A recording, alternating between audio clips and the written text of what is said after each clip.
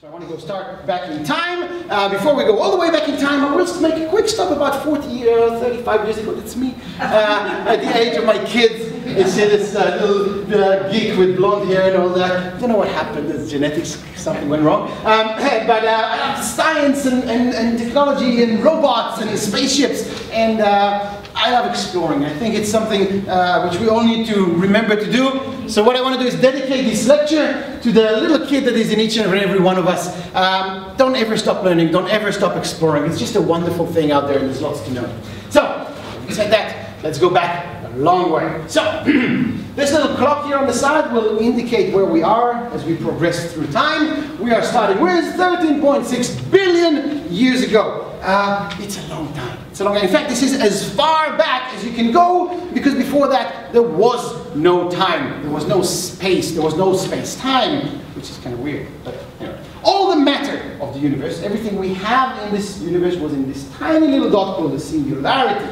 Don't worry about the terminology. This little dot, which was in fact much smaller than this, don't know exactly what happened before, don't know why it happened. We do have enough sufficient scientific evidence to understand that what has happened afterwards changed everything. Because what happened afterwards was the Big Bang. The Big Bang started off as a joke, the name the Big Bang. It wasn't really a bang.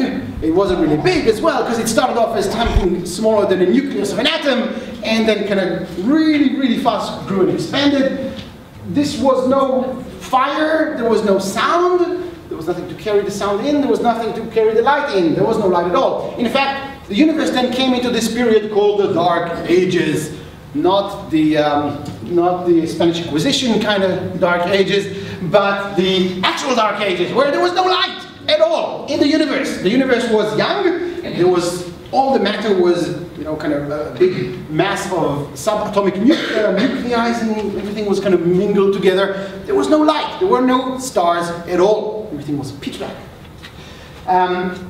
The first atoms, which were pretty much hydrogen, mostly, were created around 377,000 years after the Big Bang. So this was, the universe cooled down enough, just enough, to get these little atoms happening. And if you don't remember chemistry, don't worry about it too much, because I'm not going to linger too much about the chemistry around it. But just know that these first very basic atoms were created. These atoms, of course, make up everything. Now, the wonderful things about atoms and about matter and about everything is that this wonderful force called gravity. It holds us all in place right now, preventing us to float to space.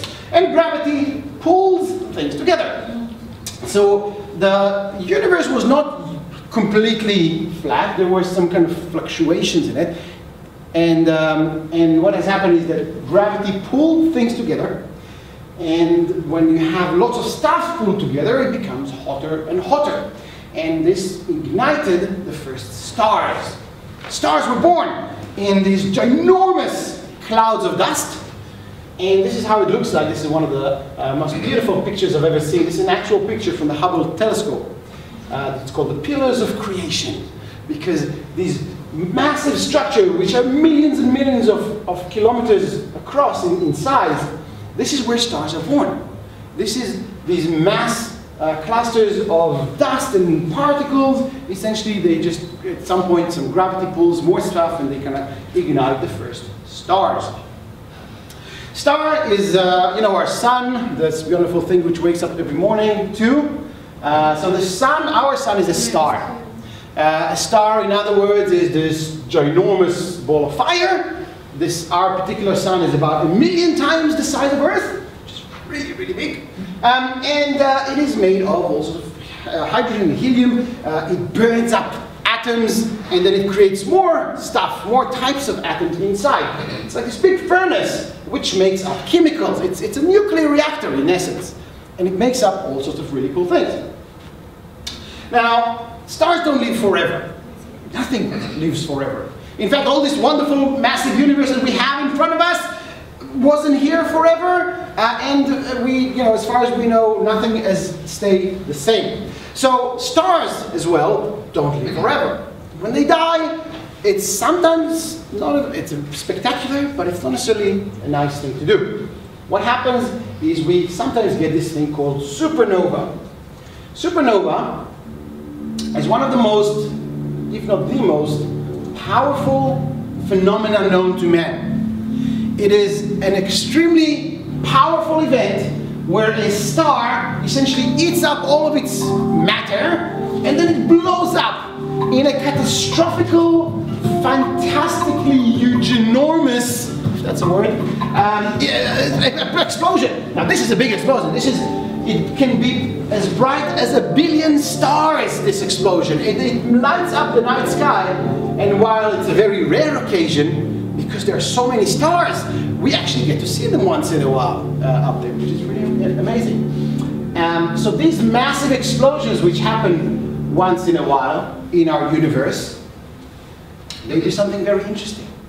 They throw the seeds of life into the universe. When a star explodes, the atoms, and these are all sorts of types of atoms because they were made in the furnace of this sun or of this star, they are thrown out to the universe. I'll show you again. They are thrown out to the universe. So yeah, this is exactly what happens. All these weird kind of heavier elements, the iron and the zinc and the carbon and all the other elements which were not in the Big Bang and were created as part of the whole nuclear reaction process of the sun and of the supernova, are thrown out to the universe. And this allows us to make stuff. Now don't worry, this is the last I say of chemistry, pretty much. One of the most beautiful, most poetic ideas about science is that we are all made of stardust.